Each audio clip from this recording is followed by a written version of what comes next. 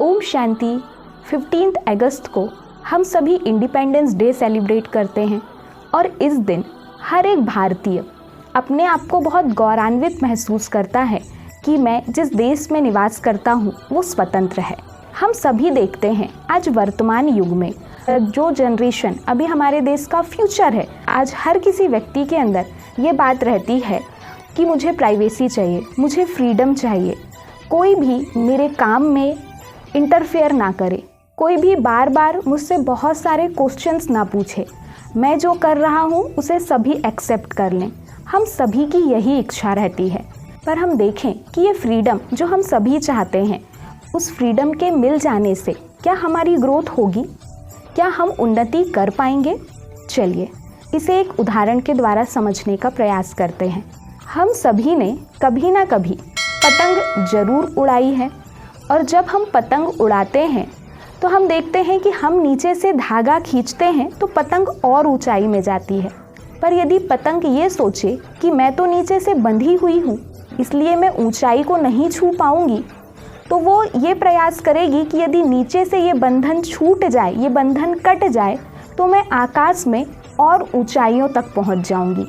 पर वास्तविकता हम सभी जानते हैं, यदि पतंग जो नीचे से बंधी हुई है वहाँ से छूट जाए, वो बंधन उसका कट जाए, तो क्या होगा? पतंग अगले ही पल जमीन पर आ जाएगी। उसका जो ऊंचाइयों को छूने का सपना था वो समाप्त हो जाएगा। इसी तरह हम सभी चाहते हैं कि हम जो कर रहे हैं वही सही है, इस बात को सब एक्सेप्ट कर लें। कोई हमें ये ना बताए कि क्या सही है क्या गलत है, कोई हमें सेल्फ डिसिप्लिन ना सिखाए। यदि हम सेल्फ डिसिप्लिन के बंधन में अपने आप को नहीं बांधेंगे तो हम भी उस पतंग के तरह हो जाएंगे। यदि हम हमारे परिवार के नियम और मर्यादाओं में नहीं चलेंगे तो ना हम परिवार की उन्नति कर पाएंगे, ना हम देश की प्रगति में सहयोग दे पाएंगे। यदि ये फ्रीडम हम सभी को मिल जाए तो हमारे भविष्य को बर्बाद कर सकती है।